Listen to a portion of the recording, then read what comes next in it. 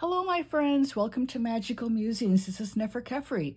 I'm here today with a flip through and review of The Forest of Enchantment Oracle, book by Linnea Weatherstone, illustrated by, and I know I'm going to mispronounce her first name, Marilla Allwood. Hopefully I was close. Now, the author and artist also created another deck back in 2019 that is the Forest of Enchantment Tarot. And I will review this next time, so next week. So you'll want to come back for that one if you are not familiar with this deck yet. Again, it was published in 2019 by Llewellyn. The Oracle is also published by Llewellyn, but this is published 2025. Comes in a very nice magnetized flip box here, so you can stand the deck up in your bookshelf. It will not take up any extra room, and it does not pop open. Here is the guidebook, and it is a really beautiful deck. I love the artwork. The reason I got the deck was because of the artwork, and of course now I can't get the cards out. Excuse me. As you can see, I'm laid up a little bit here. I have a problem with my right wrist, and they tell me it's just tendonitis from overuse of my phone. So, word to the wise, don't spend so much time on your dang phone.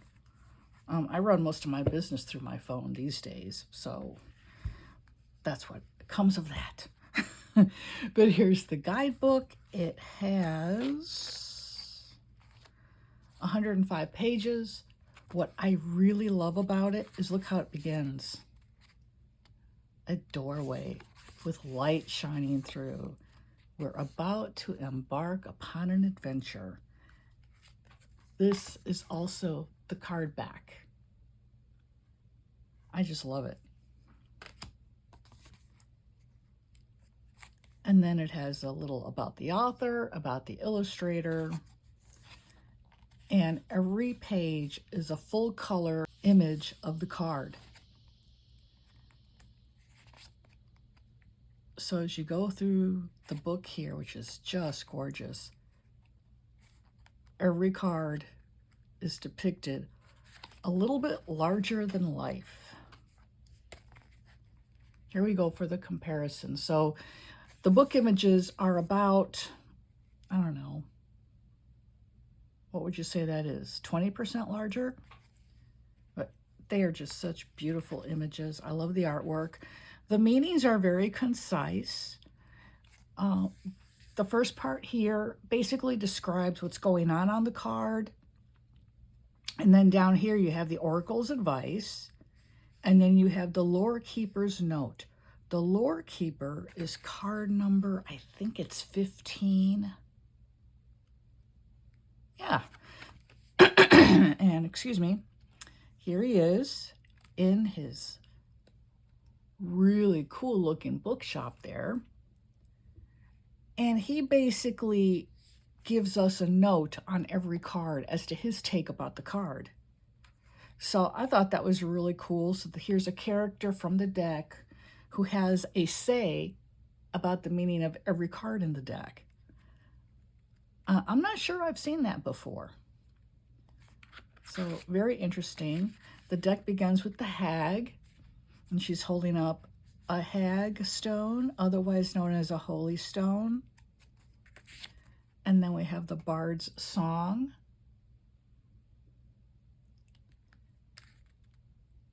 The Froggy Grotto. I mean, it's just such a cute, cute deck. And then at the end, of course, they have... No, not at the end. Back here at the beginning, they have spreads and readings. So, of course, here's your typical single card. You know, you just cut the deck, pull a card. What do I need to know about today? What do I need to know about this situation, this relationship, what have you? One card. Then they have the 3-card tableau, and basically they encourage you to make up a story just based on the imagery of the cards that you pull for the 3-card tableau. And then here for the storyteller spread, that's 4 cards. And it basically tells you where you are in your current story in your life and what's coming up, what makes you the happiest. Then we have the Forest Folk spread. And these are based upon 6 characters from the deck itself. So you have the 6 card positions named after the hag, the bard, the faun, the white lady, the witch in the glen, and the fairy godmother. And so they lend their vibrations to the card interpretation in each position. So I thought that was really cool. And then it tells you, you know, you can use them with your tarot deck, and you don't have to use them with the Forest of Enchantment tarot. I've used them with Lisa Hunt's Fairy Tale tarot. They work really well with that deck, really well. And of course, with the Forest of Enchantment tarot, it goes without saying because the Oracle was created as a companion deck. Now we're going to go through the cards. They are not in order because I have been working with the deck. So here we go. Card number 3, Woodwose. Card 17, Sacred Spring. Isn't that gorgeous? I just love her artwork. Froggy Grotto, which we saw in the book. The Bramble Brigade, which is about a bunch of little forest animals who band together when there is a threat. One of their friends is threatened. Thought that was so cute. We have the 3 boars. And so you can see, just like the 3 little pigs, you've got the house made out of what was the first one? Straw. And the second one is made out of twigs. And of course, the third one, the big bad wolf cannot blow down, is made out of stone. And here we have Gingerbread House, which is just gorgeous.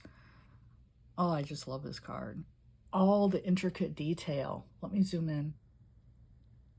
I mean, look at that. Look at the pathway. I mean, wow. I wonder how long it took her to paint this. As an artist, I wonder about things like that. And then we have Bower of Dreams, the fairy godmother, who looks actually like a prematurely gray fairy godmother. Her face looks really young, but hey, that's fine. And now we have the Bard's Song, the Swan's Sister. I am going to have to shift a little bit and put these down on my table because it's really making my wrist hurt. Okay, here we go. Here is the White Lady and her cat. And then we have You Are Here. And all these cool places. This map is carved onto this standing stone. So it's got places named down here like Fairy Hill, Blessed Bees, as in biz, biz, biz bees, Dwarven Forge, Unicorn Vale, I think. You've got Spindle Grove, the oldest one, which is a tree. I mean, it's really cool. The details on these cards, it's just amazing. It gives them so much more depth of meaning. Then we have Jenny Wren.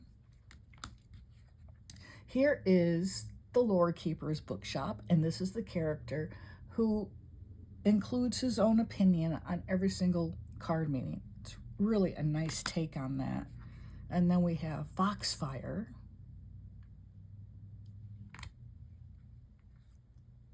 A Lonely Gnome, Brownies and Bees. I mean, the details are just something else. I love these cards, if you can't tell.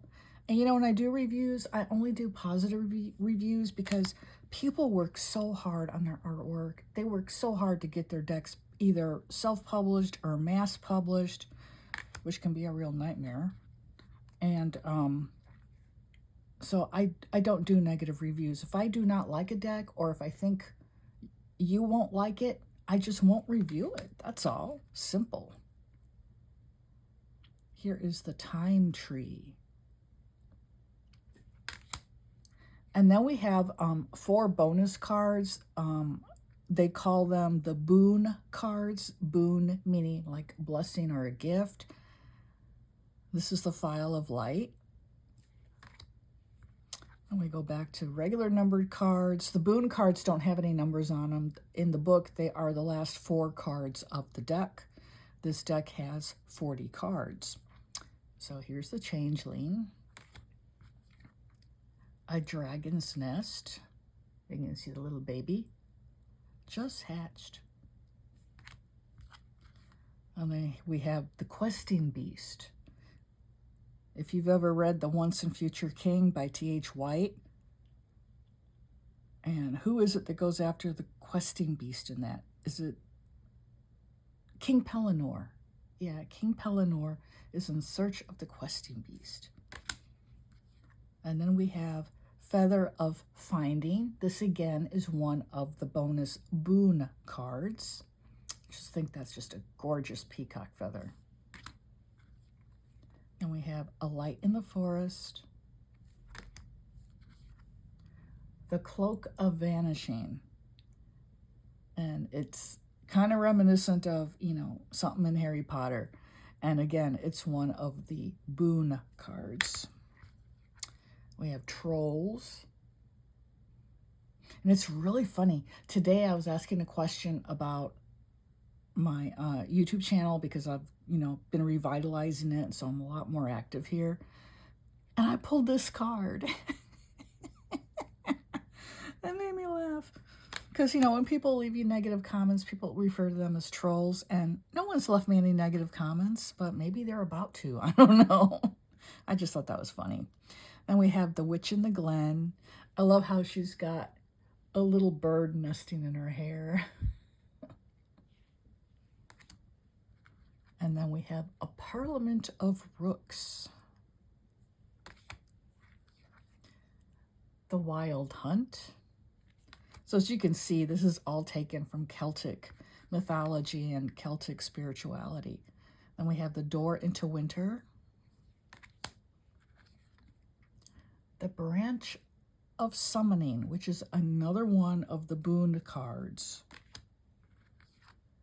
Then we have The Weird Sisters, which are, you know, the fates. And we have The Door into Summer. Here is Treasure. And we have Mushroom Picnic.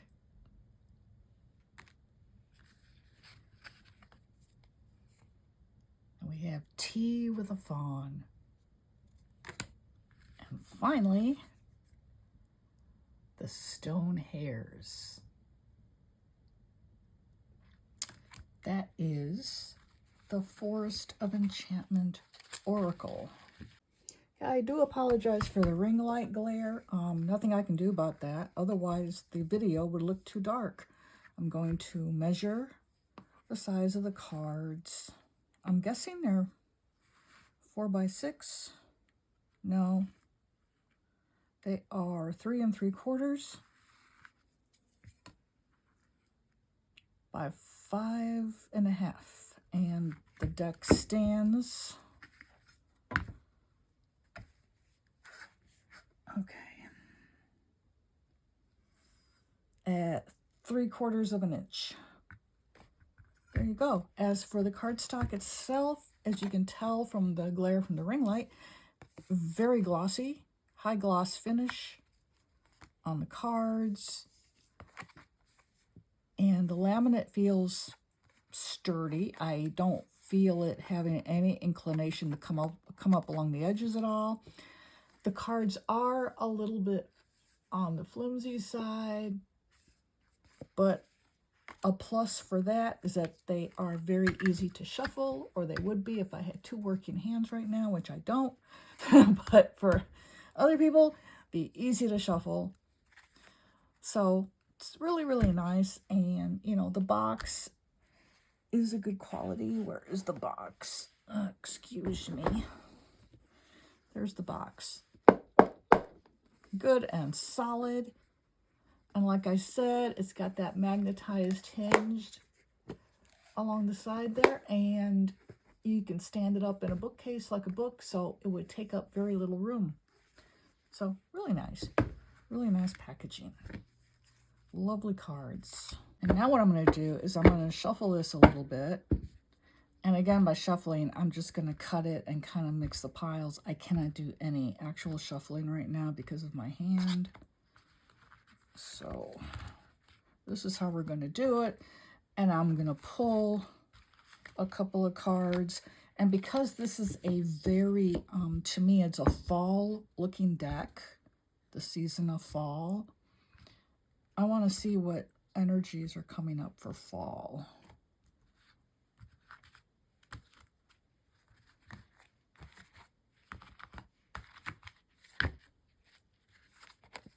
Oh, maybe I can do them like this. Ouch. Okay. I'm going to cut the deck into thirds now, and we'll draw from the center. Now, I have not really studied this deck this heavily.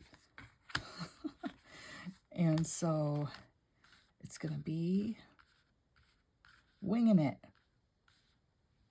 Let's see. I'll give my own take, and then I will read what the book says, because the meanings in the book aren't long at all. Okay, first we have the White Lady. Now, if you look just at the colors, you know, you can often ascertain a great deal about the meaning of a card by looking at the color palette of that particular image. We've got a lot of white, we've got grays, we've got muted blues, we've got some muted purple in the background, but mainly a lot of gray tones. Gray to me represents maybe depression, grief, sadness, yearning for things that no longer are, you know. And she's kind of looking off into the distance here. She's not focused on her cat with her. She's leaning against the stone archway here. Maybe she's not really present. You know what I'm saying? She's thinking about what she doesn't have or what she had in the past. You know, and plus she's a ghost. Ghosts haunt places because they're not at rest. They're not at peace. So to me, this card has not come up for me in the times I've been working with this deck. I just got the deck last week. I would say it represents mourning and the past. And if you hear that screeching, that's my cat. I'm up here cooking in my art studio right now because my cat won't stop hollering.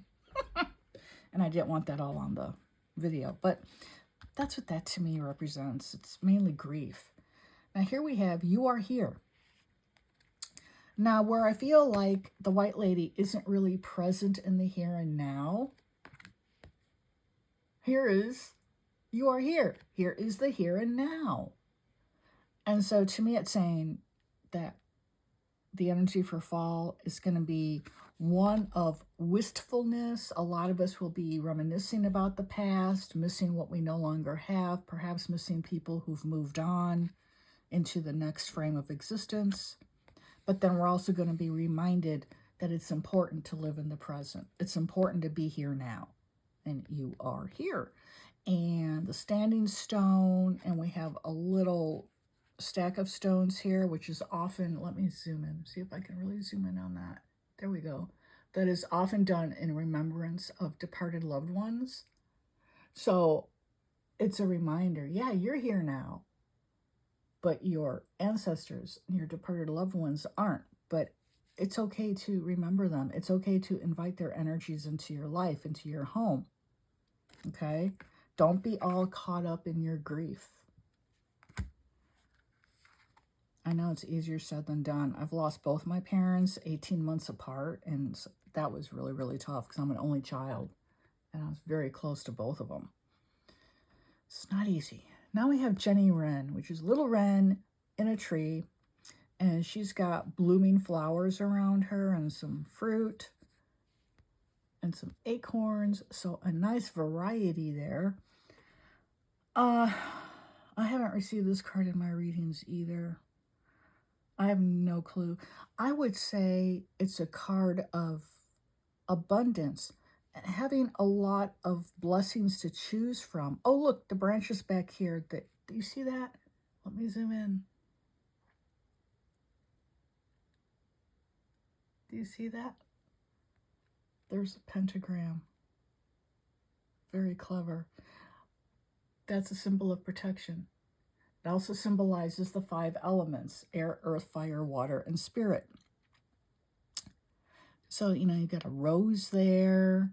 You've got all these pinkish flowers here, and red that can represent love and passion. You've got white back here for spiritual purity. So I think there's a lot going on in this card, but I think it's saying that take note of the blessings you have in your life. You have more blessings than you realize.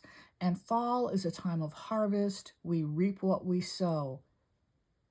Sow good thoughts, sow positivity, and you'll call that good stuff back home to you in fall, which will lead to an abundant holiday season. So overall, it looks really good. But now I'm going to grab the book and I'm going to read a little bit about what each one means. So we have 34, the White Lady. Let me find her in here. Here she is. And it says here, ghosts and apparitions are not uncommon in the forest, which is not surprising when you consider how many tales end with death or regret or both. Not every story ends with happily ever after. Wraiths and spirits haunt the places that hold pieces of their souls, fragments of their former selves. Some of these ghosts are legendary. Perhaps their need is more plaintive, or perhaps their tale is compellingly close to our own, and so we remember. So we remember them. One such is the White Lady. She stays near the place where her heart was broken and her story ended. Although her sudden appearance may be startling, there is nothing to fear from the White Lady other than to be swept up into her sorrow. See, what did I tell you? It's a card of grief. It has become her identity, her only purpose. Yep, to remember and relive the past. What did I tell you? She does not want to be released from her grief. It is all that is left of her. Her true story is not known, but people project their sorrows onto her. Lost love, longing, betrayal, violence, the things that haunt. She is a mirror of our own shadows. Wow. The Oracle's advice. Memories and regrets may be keeping you locked in the past. Is there a part of your spirit that is restless and wandering? Feeling disconnected from the present is like being a living wraith. Don't linger in a place or time that no longer holds happiness for you. Cherish your memories, but don't dwell among them, lest you too become a ghost. And the Lore Keeper's note. The White Lady's companion cat has been with her for many lifetimes, using up its 9th life with her last incarnation and following her into the other world. The sound it makes is unlike any cat you've ever heard. Could be my cat. My cat's just been hollering and hollering. I don't know what she wants. Now we have card number 21. You are here. Let's see. Ouch. Okay. You are here. In a manner of speaking, you are never really lost in the forest. You just haven't discovered where you're going yet. Your tale is still developing, and you are still choosing your own adventure. That said, some adventures require that you meet with a particular person or perform a deed at a particular place. Because the Forest of Enchantment is ever-changing, ordinary maps may not be of much use here. Oftentimes, when you need directions, someone will conveniently appear, a passing peddler, a helpful hedgehog, or an odd little girl. Take their advice or not as you choose.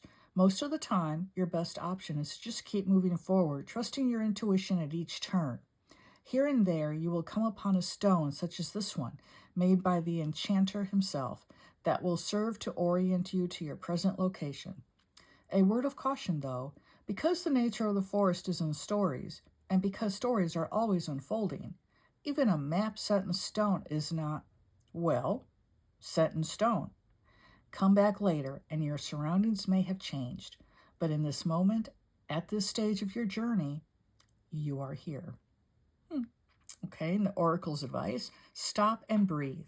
Feel your feet firmly upon the ground. The map of your life shows where you have been and all the possible places you could go. Take some time to orient yourself and consider your options. Most of all, stay calm and centered. You are safe right where you are. The Lore Keeper's note. Travelers often leave a little token at the stone to show they were there, which gives a feeling of fellowship to those who come after. Under no circumstances should you ever inscribe anything upon the stone or attempt to alter it. You may, however, kiss the stone for luck. Okay, then we have number 9, Jenny Wren, the one I really didn't have any idea what it meant. Okay, here we go. Strolling through the lush summer forest, you catch a fleeting movement from the corner of your eye and pause beside the hedge. Amidst the blossoms and berries, a swift flutter of soft brown suddenly appears.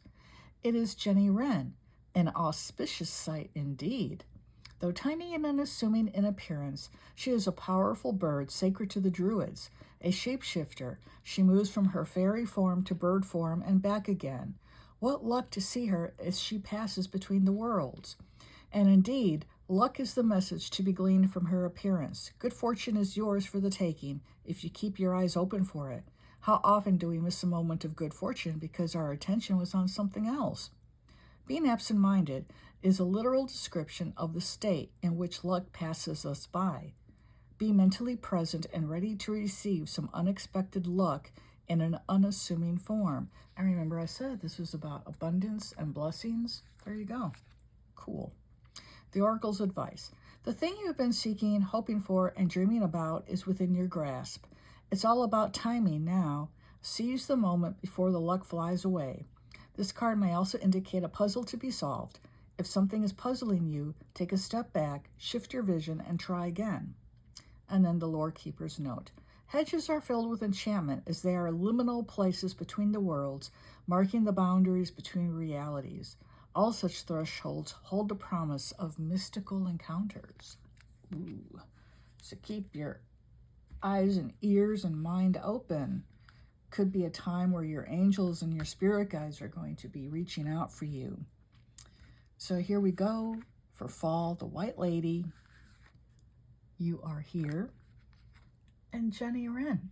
So I hope you've enjoyed this impromptu oracle reading with the Forest of Enchantment Oracle by Linnea Weatherstone and I'm so sorry. Miss Allwood. And published by Llewellyn in 2025. And I will be back next time to review the accompanying companion tarot deck, Forest of Enchantment, which was published in 2019, both by Llewellyn.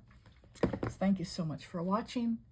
This is Neferkafri of Magical Musings, reminding you to go out there, give it your all, your best shot, make today wonderful, wishing you blessings ahead.